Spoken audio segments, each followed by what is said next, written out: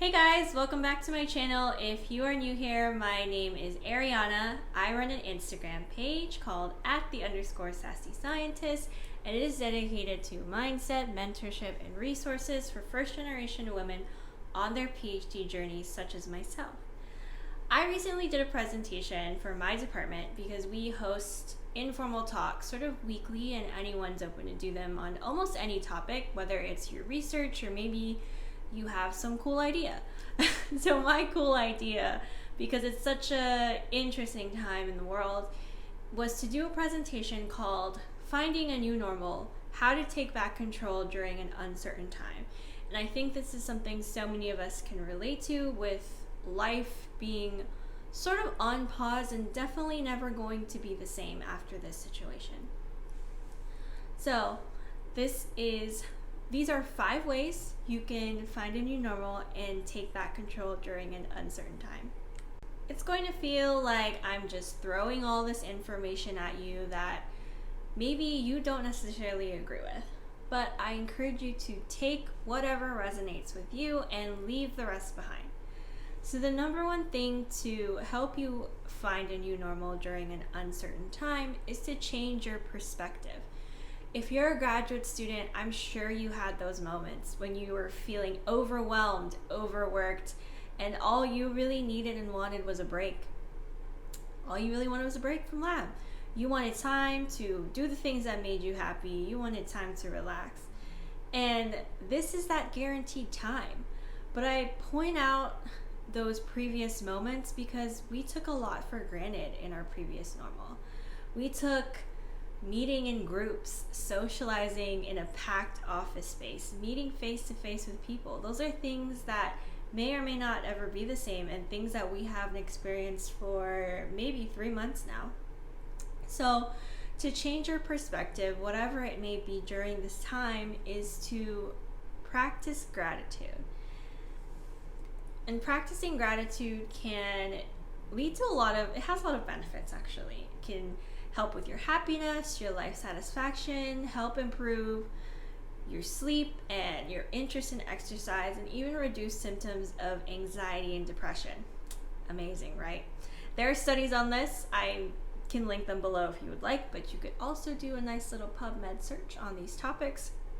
But practicing gratitude doesn't have to take up so much of your time. It can be as easy as just right now, in this moment, can you list 5 things you're grateful for?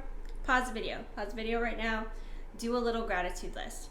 Or even if you want to incorporate it in your morning, take 5 minutes and think of all the things that you're grateful for that maybe you've never expressed gratitude for. The fact that you're watching this maybe means that you have Wi-Fi, you have electricity, and maybe you're bored. That's a really big thought and feeling nowadays, but maybe you could think of being bored as a luxury. Like maybe being bored means you don't have financial stress, you don't have the stress of being far away from your family during this time, or maybe even dealing with a loved one who's sick and suffering from a lot of health problems. So first thing to do to change your perspective is to practice gratitude. After changing your perspective, learn to adjust your expectations when it comes to productivity specifically. Your productivity level may or may not be the same as it was during pre-pandemic time, but I think it's safe to say that this is everyone's first experience with this, and we are learning all how to deal with it. So the very first thing would be to be kind to yourself. The world isn't the same, so you shouldn't expect yourself to be. Maybe you're not getting as much done, but like I said, be kind to yourself and forgive yourself for maybe not checking everything off your to-do list. There's always a new day tomorrow to start over on the goals that you set for yourself. Number 2 would be to focus on what you control, on what you can realistically control. If you're a graduate student and you worked in the lab, you probably lost a lot of experiments that you were in the middle of, meaning that you maybe don't have data right now, and that's okay. You don't have the data for your proposal, for the paper, for your aim, whatever it may be. But there are other ways to progress on your PhD and other ways to be productive. Maybe, for an example, you could write a review paper. either by yourself on topics related to your project, or maybe you can collaborate with people inside your lab or outside your lab to write a really cool new review paper. You never know. But my point is that there are ways to take advantage of what's available to you. And the third thing would be to pick 1 to 2 goals and start from there. All of us already made a really large, drastic change transitioning to working from home and losing sort of a lot of the structure that we had that helped keep us productive and balanced. But pick 1 to 2 goals to help you adjust to this time. Maybe you choose to wake up and maybe your one goal is to think of that topic for a review paper, or maybe that one goal is to find people in your lab you can collaborate, and you accomplish it for the day, and that's it. So pick 1 to 2 goals and build from there, and soon you'll be used to this situation. Okay, this is probably the biggest and my most favorite topic on this whole talk, is to establish as much of a routine as you can. So like I said, a lot of the difficulty that comes with working from home is that we lost so much structure. We lost a separate space for work and a separation between work and relaxation, right?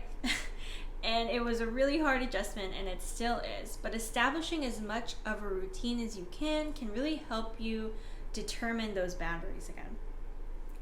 So starting in the morning, I encourage you to find a relaxing way to start your mornings rather than just jumping straight into whatever work or whatever things that you need to get done. So things like exposing yourself to a lot of light can help with your cognitive function, lets your body know that it's time to wake up. Hydrating yourself, because we lose a lot of fluids when we sleep. And even just doing things like either reading for fun, not journals, I know you, or just light movement, maybe like 10-minute stretch yoga, like things like that, or 10-minute walk. Maybe you have a dog you're fortunate enough to be quarantined with, and you can just take your dog for a relaxing walk in the morning. And it just sort of like helps your body ease into the day, and it sort of sets the tone, like how do you want to start your day? And now the middle of the day. I would really encourage you to find ways to just organize it. It doesn't need to be all work, but just sort of setting a guideline, a schedule for you to follow during the day can be really, really helpful. And some tips I have here is to make a prioritized to-do list. This is called the Ivy Lee method. You write down the 7 things that you want to accomplish during that day. You start with task 1 and you work your way down. And you don't stop with one, you don't move on to the next task until the task before it is finished. Whatever you don't finish at the end of the day, you be kind to yourself and you move on to tomorrow's to-do list. So that is one way you can organize your day. Another thing and another tip, and this is really helpful if you're someone who has trouble just like focusing and doing a task, like maybe you're writing like I talked about earlier in the video. So a Pomodoro timer, you can Google this. You can just use a timer app on your phone probably. But a Pomodoro timer is just a way to just break up either the working period you set for yourself or maybe just an hour. And you break it up into a working time and a break time. So you sort of like work to earn your break. I prefer 45 minutes working and then a 15-minute break. But depending on like what your brain needs, maybe you just really can't focus that day, you could do like 15 minutes on, 15 minutes off, like however you want to break up your period. Yeah, whatever your brain can handle at that time. The third thing would be to block schedule. So maybe you do this the night before, or maybe you do this weekly, but just setting up an actual schedule hour by hour for yourself for you to follow. And like I said, it doesn't have to be all work. It can be like just work in the morning, relax in the afternoon, however you want to break up your day. But it lets you know like, hey, at this time I was supposed to be done reading the journal, I can move on to other work, and helps you sort of like have that structure that a lot of us were missing when we transitioned to working from home. And lastly would be to set working hours, whether it's like the normal 9 to 5 or maybe your most productive 3 p.m. to 10 p.m. Everybody is different, but Set a clear boundary between when you're going to work and when it's time to relax, because you know when your brain is the most alert, when you can get the most done. So set your optimum working hours during that, and also just schedule your hardest tasks during those times. And lastly, ending your day, this is like one of my favorite topics, is to just practice good sleep hygiene. I'm gonna say it again. Practice good sleep hygiene. I'm looking at the mic. But sleep hygiene is just a term used to describe good sleeping habits. As graduate students, it's so easy to let your physical health just like deteriorate, be put on the back burner because you're all about the hustle and you're all about the grind. And I admire that, okay? Hey, but to produce good work, you have to feel good. And to feel good, you have to physically take care of yourself. And one way you can do that is by practicing good sleep hygiene. Sleeping has a lot of benefits for your immune system, super important during this time, and can also help with feelings of anxiety. So, how do you practice good sleep hygiene? You get regular. You set a bedtime. Yes, you set a bedtime. And you set a wake-up time. You go to bed, wake up at the exact same time every day. It also helps you kind of get that routine going, helps you wake up whenever you want to, and sort of like set your schedule. Avoid caffeine 4 to 6 hours before you sleep. I absolutely love coffee, but I will not touch coffee probably past 4 or 5 p.m. every day, because I know if I do, I will not be able to sleep and I will wake up miserable the next day. Use your bed for only sleeping. Now, if you're someone who likes to work in bed, like you like to be on your laptop, that's where you take your Zoom calls, your brain becomes really associative that this is not a place for rest, this is a place for work, and it can lead to a lot of insomnia and prevent you from getting a good night's sleep. And lastly, have an electronics curfew. You can even set a red light setting on your phone, which helps. It's a little bit less harsh than white light, but have an electronics curfew, because not using backlit electronics maybe an hour before you sleep can really help you like start to be relaxed and get a good night's sleep. All right, you've established your routine, you've got a schedule going, but now you have to find ways to incorporate joy into your life. And this basically has two parts. The way to incorporate joy into your life is to focus on pleasure activities or focus on mastery activities, or both. I'm choosing both. But pleasure activities are those things that you've never had time to do before because you were always working in lab, that you maybe always wanted to do. Or those are the things that you loved to do when you were younger. So me, for example, I used to love reading books, all different kinds of books, all the time when I was younger. But, that habit kind of fell away as I grew up. I, pursued my undergrad degree, started grad school. You sort of make less time for things that bring you joy, which is unfortunate. But like I said, this is now time to focus on the things that you love. So find things you enjoy doing, because if this is like guaranteed time and guaranteed freedom, why not spend it doing things that you love and bring you joy? The second part is mastery activities. So finding activities that would help you feel accomplished. So everyone's learning how to bake bread. I'm personally learning just how to bake from scratch in general, which is a very new skill for me. I'm learning how to do things like sew, or maybe you want to learn a language.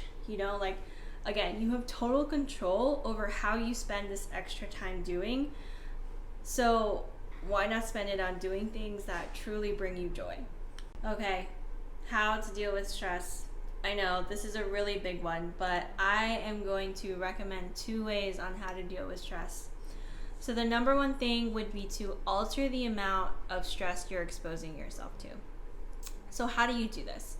I would identify the situations where you're feeling that stress and ask yourself, what is causing you this worry? And is there anything about this situation, this thing, this trigger, whatever it is, that you can change? So a really good example right now is watching the news. All right, so maybe you're like me, but watching the news can be super stressful. I try to intake as minimum as I can while still being informed.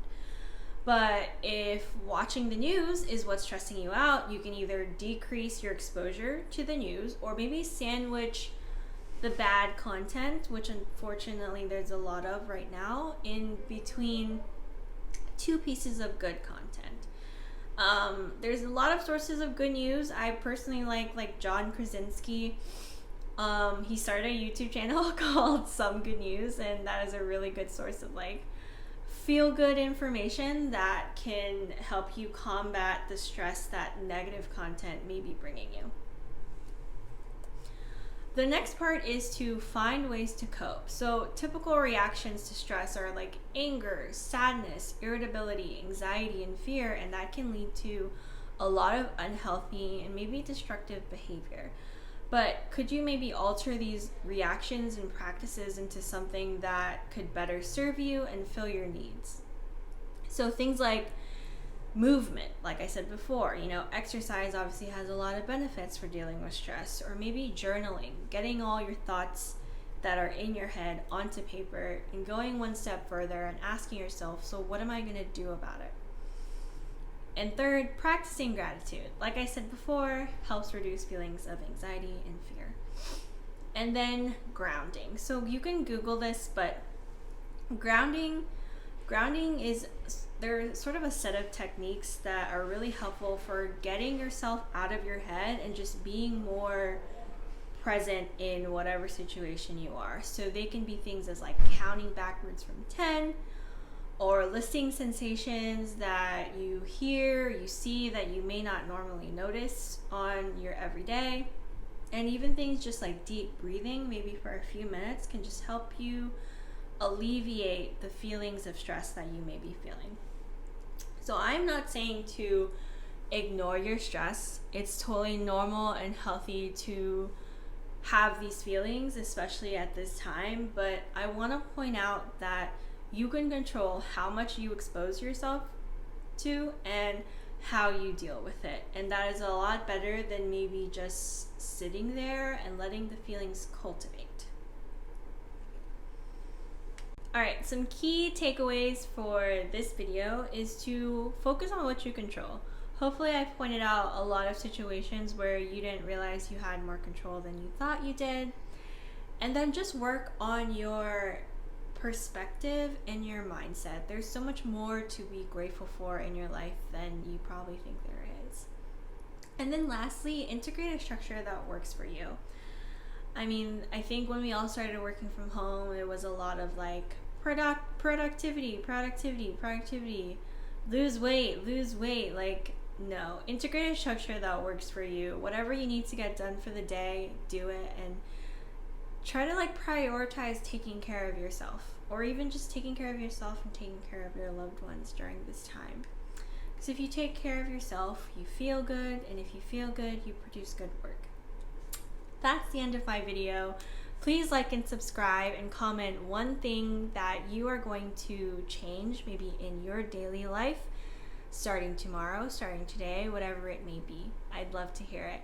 And follow me on Instagram. I can be found on @the_sassy scientist. Bye guys.